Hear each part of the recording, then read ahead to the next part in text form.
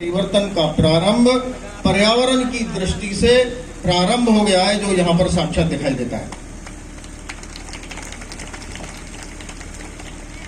लेकिन एक दूसरी बात कि जिस भारत माता की जय बोल रहे थे, उस भारत माता की जय बोलते समय क्या हमारे मन में आता है कि जो भारत मां आज से 75 साल पहले आजाद हुई थी, आजादी के 75 वर्ष के बाद में हम कौन सी भारत माता की जय बोल रहे हैं कि जिस भारत माता की 2 लाख से ज्यादा नदी और तालाब गायब हो गए हों, जिस भारत माता की पवित्र गंगा और यमुना नदी में आज पवित्र पानी की जगह मैला बह रहा हो, और जिस भारत माता के अंदर जिसको सुजलाम सुफलाम शस्य श्यामलाम भारत माता कहते हैं, वहां पर सांस लेने के लिए पेड़ों की कमी हो रही हो।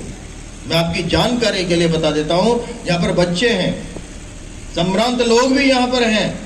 कृपया इस बात की गहराई को समझ लें कि आज पूरा देश नहीं, पूरा विश्व इस पर्यावरण के लिए क्यों चिंतित है, क्योंकि अगला भविष्य जो जिस प्रलय की हम बात कर रहे थे, और कभी कभी कुछ लोग कहते थे कि अगला विश्व युद्ध पानी के लिए होगा। इसका मतलब क्या होगा कि जब पानी नहीं होगा तो खेती, कृषि, कोई वस्तु हमको मिलने वाली नहीं है। ये पानी, पेड़, पर्यावरण कहां चला गया, इसके बारे में चिंता करनी चाहिए। और मैं आपको 2-3 जानकारियां देना चाहता हूं कि आपको पता होना चाहिए। एज पर WHO यानी विश्व की एक नीति नियंता एक समिति है, उसके आधार पर अगर इस पर्यावरण के संतुलन को बनाए रखना है तो प्रति व्यक्ति 422 पेड़ चाहिए।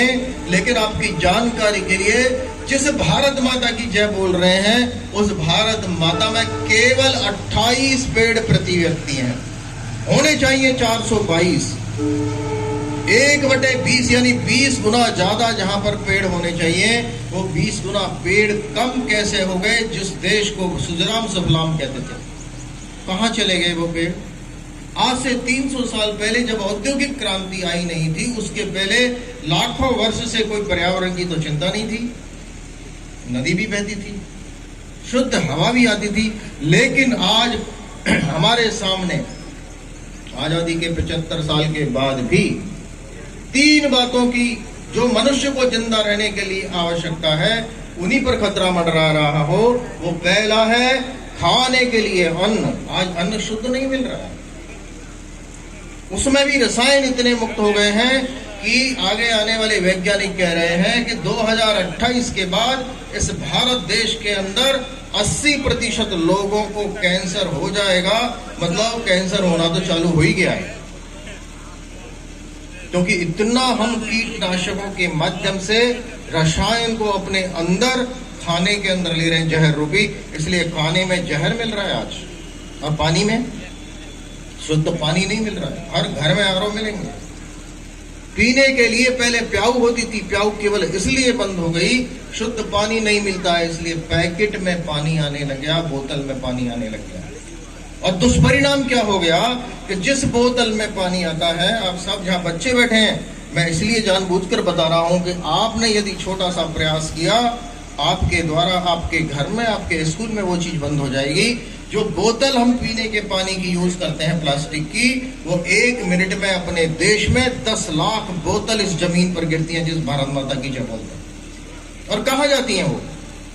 इस जमीन में रहती है 400 साल तक, इसके अंदर गलती नहीं है। जमीन को जहर दे रहे हैं। ऐसी भारत माता की जय बोलने वाले हम पुत्र हो सकते हैं क्या? ये विचार करने की आवश्यकता है।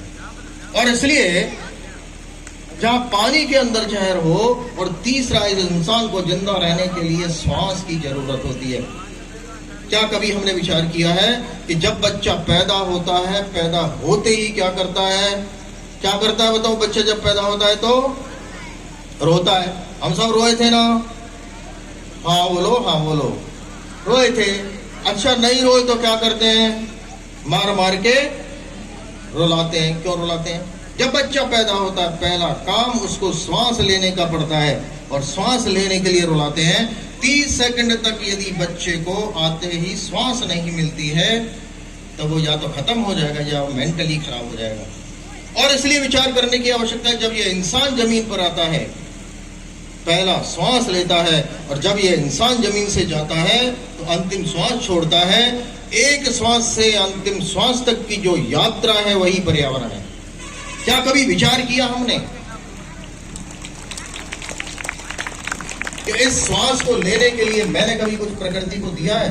और इसलिए अभी एक गीत गाते हैं हम लोग, वो गीत का नाम है कि देश हमें देता है सब कुछ, हम भी तो कुछ देना सीखें। और ये देश, ये प्रकृति जिंदा रहने के लिए श्वास हमको देता है, लेकिन क्या कभी हमने उस प्रकृति को कुछ दिया? पीने के लिए पानी इस प्रकृति से मिलता है, किसी फैक्ट्री में नहीं बन सकता। और मैं आपको एक बात और बता देना चाहता हूँ, चाहे वो अन्न हो, चाहे पानी हो, चाहे श्वास हो, ये किसी फैक्ट्री में नहीं बन सकता। किसी को 50 करोड़ रुपए देने के बाद में भी ये कह दिया जाए कि एक बूंद पानी बना दे, पानी नहीं बना सकता, वो इस प्रकृति से मिलता है। इस प्रकृति को हमें रोज नित्य अपने जीवन में पूजना होगा। ये हमारे, देखिए, पूरे देश के जो पहले प्रकृति ऋषि थे, पर्यावरण ऋषि जिसको कहते हैं, वो जम्बोजी महाराज, योगी सूरजनाथ जी महाराज, जिन्होंने समाज में व्यवस्था करने के लिए 29 और 36 सूत्र बनाए थे। वो कानून नहीं थे, वो कर्तव्य थे। आज कानून बन रहे हैं, कानून बन गया, प्लास्टिक यूज नहीं करना, पॉलीथीन यूज नहीं करना, हम सब करते। तो कानून से देश नहीं सुधरता, समाज नहीं सुधरता, ऐसे कर्तव्यों से सुधरता है जो हमारे ऋषि महर्षि हमको दे के गए। कृपया उनके लिए मैं बच्चों के लिए 4-5 बातें बताता हूं। बच्चे सब उसको करेंगे तो बड़े भी करेंगे, घर वाले भी करेंगे। बोलो, आप सब लोगों को मान्य है मैं 3-4 बातें बताऊंगा तो? हाँ बोलिए। नहीं, इधर वाले नहीं बोल रहे हैं पूरे। क्या मैं जो बताऊंगा सब करेंगे? अब उसमें मजे की बात यह है कि न तो आपको समय लगाना है, न पैसा लगाना है, न घर के बाहर जाना है, तब तो मंजूर होगा ना। और ऐसी बात मैं बताता हूं कि जो अपने घर से, अपने जीवन से शुरू होती है। वो पहली बात है कि अपने घर में यदि कोई नल या कोई ऐसी चीज जहां से पानी टपकता हो या रिसता हो, उसको तुरंत प्रभाव से बंद कर देना चाहिए। और देखिए, अपने पूर्वजों ने भी कहा है, सच भी है, कि जिस घर में पानी का रिसाव होता, लीक होता है, वहां कभी लक्ष्मी नहीं ठहरती है। और यदि हमको जिंदगी भर गरीब बने रहना है तो आप अपने घर में पानी बहने दो। अब इसका क्या मतलब होता है, आप समझ लो कि अगर एक बूंद पानी टपकता है तो 1 साल में 11,000 लीटर पीने के पानी को हम नाली में बहा देते हैं। 2,20,000 रुपए का पानी जिस घर से पानी के बाहर चला जाता है नाली के अंदर, वो घर कभी समृद्ध हो सकता है क्या? और इसलिए जल को एक तरफ भगवान मानते हैं, देवता मानते हैं। उस जल को यदि हमने गंदा कर दिया, वेस्ट कर दिया, उसको बर्बाद कर दिया, हम कभी सुखी भी नहीं रह सकते, न सुखी देख सकते किसी।